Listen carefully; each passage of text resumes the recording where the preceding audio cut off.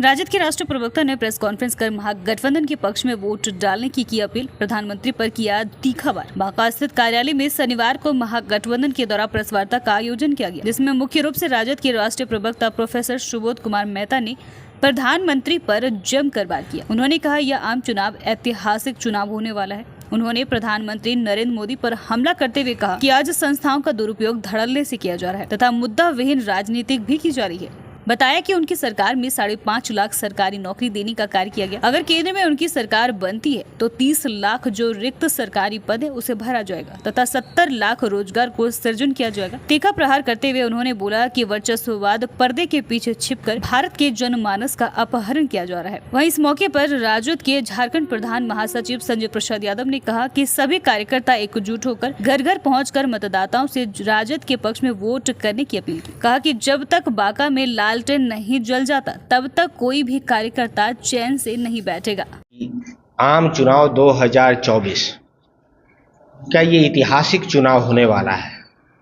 ऐतिहासिक चुनाव इसलिए मैं कह रहा हूं कि आप खुद भी समझ रहे होंगे कि जिस तरीके से वर्चस्ववाद नीति के तहत वर्चस्ववाद पर्दे के पीछे छुपकर भारत की जनमानस के मुद्दों का अपहरण कर लिया है किसी एक व्यक्ति ने, उनका नाम नरेंद्र मोदी जी है। आज चौक चौराहे पे इलेक्शन 19 तारीख को है, 26 तारीख को यहाँ पर है।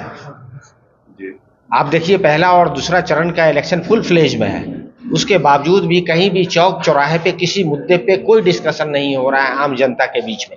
इसका कारण ही ये है कि सांस्कृतिक राष्ट्रवाद के पर्दे के पीछे, वर्चस्ववादी नीति के पर्दे के पीछे संस्थाओं को दुरुपयोग कर यहाँ तक कि जो प्रजातंत्र का जो चौथा स्तंभ है मीडिया, इसको भी झांसे में लेकर किसी भी मुद्दे पे डिबेट डिस्कशन कहीं भी नहीं हो रहा है, चाहे आपका बांका जिला हो चाहे दिल्ली हो। ये बहुत ही दुखदायक स्थिति है।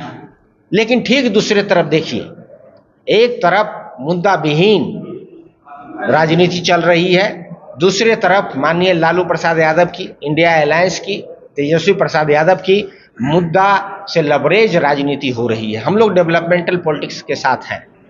आप सब जानते हैं, पढ़ाई, दवाई, कमाई, सिंचाई, सुनवाई और करवाई, इन मुद्दों पे हमारी जो है बिहार में 17 महीने की सरकार भी बनी।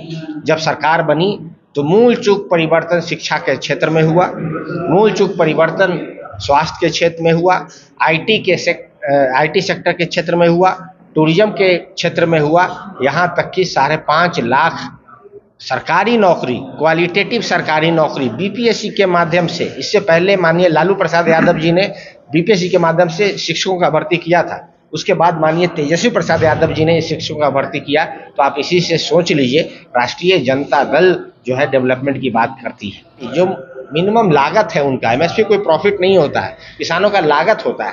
लागत में इन्होंने वादा किया कि डबल कर देंगे लागत, लेकिन इन्होंने लागत डबल तो छोड़ दीजिए, 2000 का ये लॉलीपॉप देकर 28% जीएसटी लगा दिया किसानों के उपक्रम पे। 28% जीएसटी किसानों के उपक्रम पे लगा दिया। तो किसान यहाँ पे त्राहिमाम है। किसान के बच्चा जो कि आर्मी में जाता था, रेलवे में जाता था, तो आर्मी में ये अग्निवीर ले आए। आर्मी में किसान के बच्चे जाते थे, वहाँ अग्निवीर ले आए। 22 साल का लड़का रिटायर हो जाएगा, ये 75 साल का आदमी प्रधानमंत्री के रेस में है। तो इस तरीके का जो सोच है वो हम लोग इनकी इस बार चलने नहीं देंगे। लेकिन जो नेता का निर्णय हुआ आदरणीय लालू प्रसाद यादव जी का, तेजस्वी जी का, हम लोग उस पर खरे उतरे हैं। और जिस दिन से टिकट मिला है उस दिन से हम लोग लगातार सोशल मीडिया में और अपने लोगों को बांका के नहीं बल्कि बिहार झारखंड के जन जन में ये मैसेज दिए वफादार सिपाही के नाते कि हमारा गार्जियन को टिकट मिला, हम लोग सब मिल के जब तक उनको जिता नहीं लेंगे तब तक बांका छोड़ नहीं सकते हैं। चूंकि अभी हम लोग कई कारणों से पटना में थे, चूंकि झारखंड का भी पॉलिसी तय हो रहा है, टिकट का बंटवारा हो रहा है, वहाँ भी हम लोग को पलामू चतरा लड़ना है, तो निश्चित रूप से वहाँ भी हमको देखना पड़ रहा है। पहला चुनाव जो है अभी आपका जमुई लोकसभा का है, वहाँ भी हम लोग लगातार लगे हुए हैं। और जैसे 17-18 से आप देखिएगा 24 घंटा 17 को वहाँ प्रचार बंद होगा, 18 से 2400 घंटा पूरे बांका लोकसभा के गांव घर में गली कूची में जाएंगे और सभी जगह लालटेन जलाएंगे। जब तक बड़े भाई जयप्रकाश नारायण यादव को जिता नहीं लेंगे तब तक बांका को नहीं छोड़ेंगे।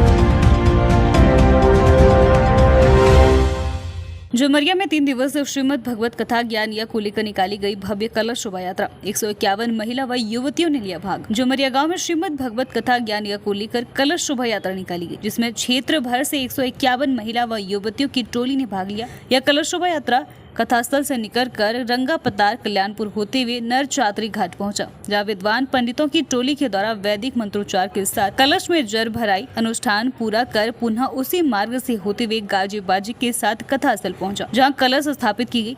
इसके साथ ही 3 दिवसीय ज्ञान यज्ञ की शुरुआत हुई। मेला समिति के लोगों ने बताया कि चौसा मधेपुरा के प्रसिद्ध कथावाचक पलटू दास के द्वारा 3 दिन कथावाचन कराया जाएगा। इस मौके पर सांप डहर पंचायत की मुखिया सरगुन यादव, सरपंच शिव प्रसाद यादव, आशीष यादव, फुलीजफ यादव, विनोद यादव, बिच्छू यादव, लक्ष्मण यादव, बलदेव राय, मधुसूदन तुरी, जरबन बेसरा, जय नारायण राय, संतोष सिंह, सुनील, मनोज, युगल, रामानंद आदि मौजूद रहे और कलश शोभा यात्रा को सफल बनाया।